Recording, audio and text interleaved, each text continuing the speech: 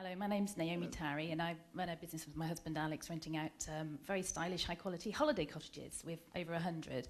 And we're looking at now at how we grow our business. And I wondered if you could tell us from your experience what advice you would give us to grow our business from a good business to a great business.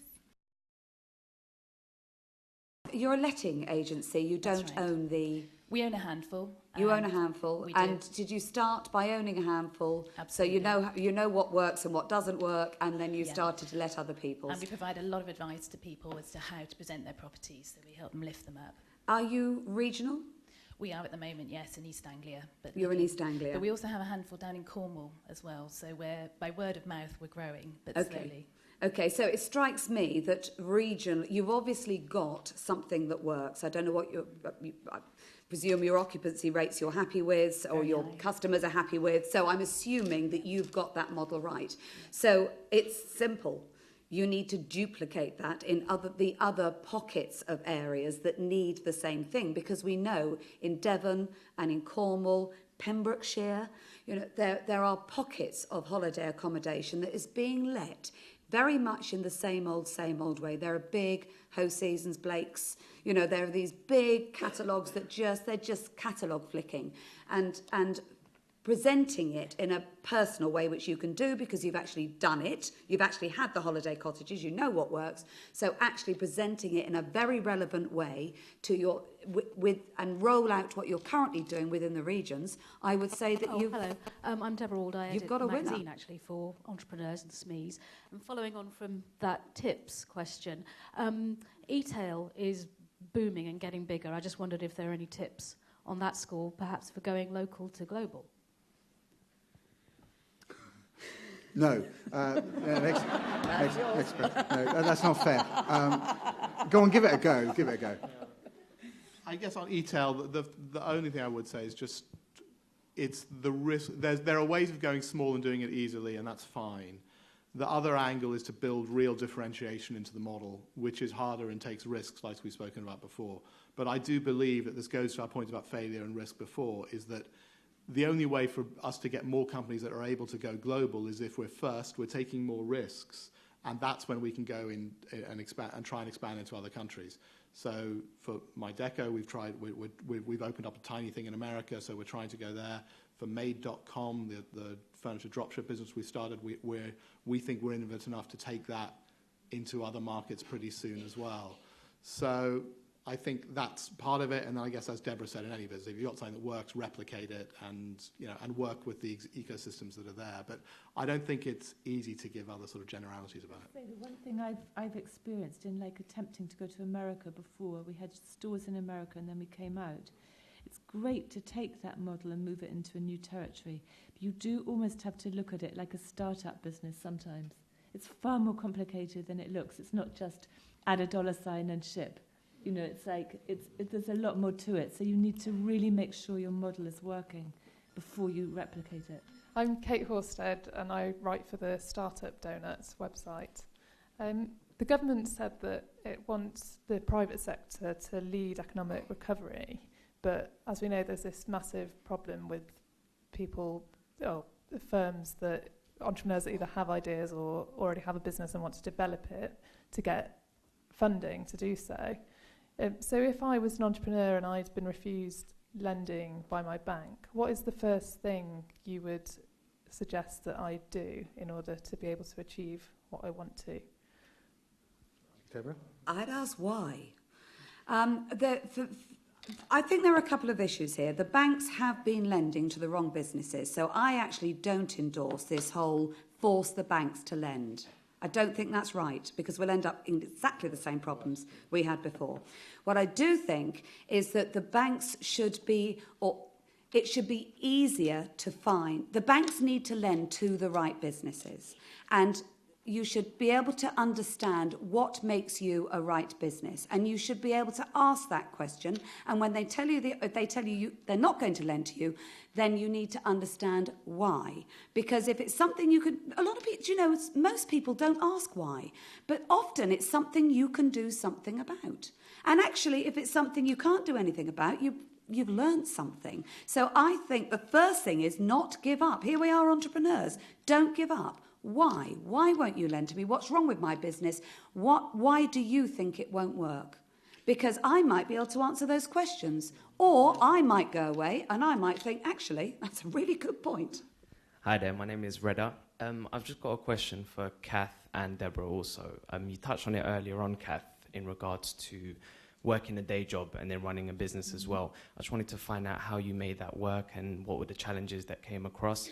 Because bringing Deborah in, it was often that I've heard that you have to focus wholeheartedly in a business to make it successful, especially in the Dragon's Den. So I just wanted to find out your views on that.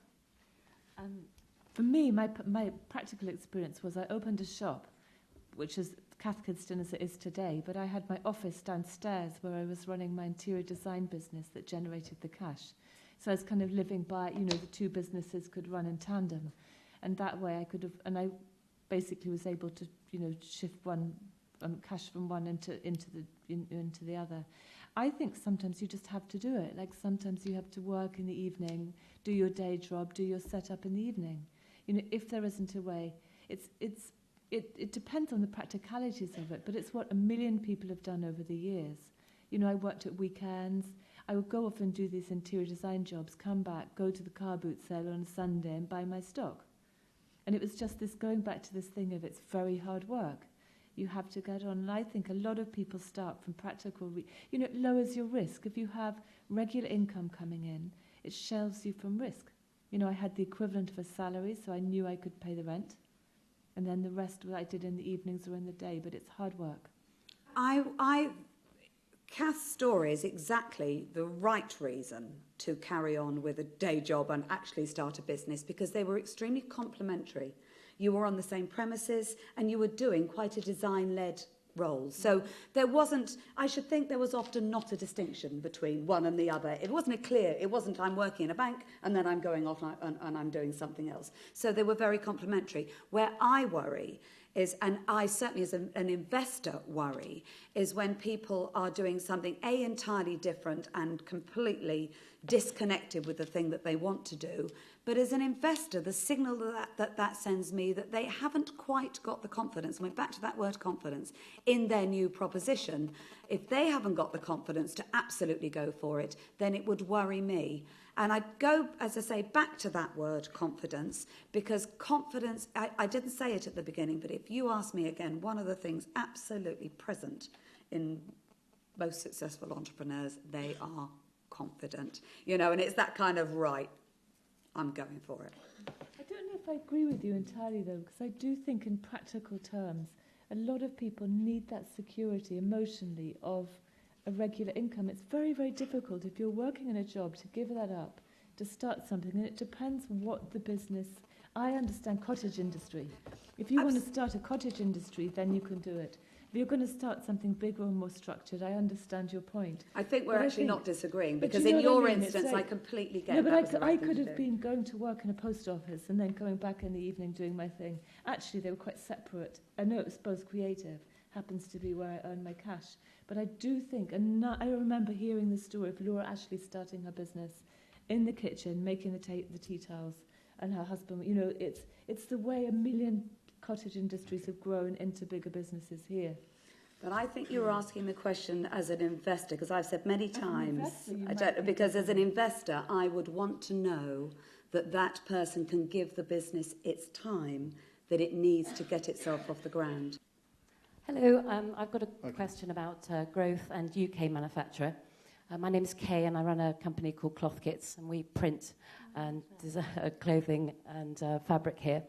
And when I started 2.5 years ago, it was very important to me that I did that in the UK. But as time's going on, I feel the need to maybe move it abroad, but I found that's a bit of a quandary. And I wondered what the panel thought, and in particular Cath, about that issue and how much importance the general public might put on an extra cost of producing here. Do you produce in the UK? I still have the factory that we started with, which is 3 outworkers in Scotland. But I hate to say my business only really took off when we moved the manufacturing abroad. And it was something I put off for a long time. I have to say, I know your business. I love it. It's great stuff. I feel that if I can create jobs in the UK, that's what matters. And we now employ 650 people, and I would never have achieved that by keeping my manufacturing here. So as long as I'm contributing to back home, that's the way it's had to be. And luckily I've kept the same, outworkers busy or whatever from day one. But I think it can, if you want to expand, I hate to say a lot of it now, it is realistic to think about moving abroad, but in an ethical way. It's got to be done properly with all the considerations that go with that. But it is a realistic choice. Hi, I'm Cheryl Bone. I'm a capital markets consultant at Accenture, and I'm looking to start up my own business shortly. And Brent mentioned earlier tonight that it's about the right person doing the right entrepreneurship or right entrepreneurial activities at the right time. And I'm keen to hear from serial entrepreneurs what you believe is actually really taking off at the moment, where opportunities lie now and in the next couple of years, and also in particular what your thoughts are on sustainability. Crystal balls. That's what I think will take off. That's what we all need. Crystal balls. That will do really well. I want to take the last question first, sustainability.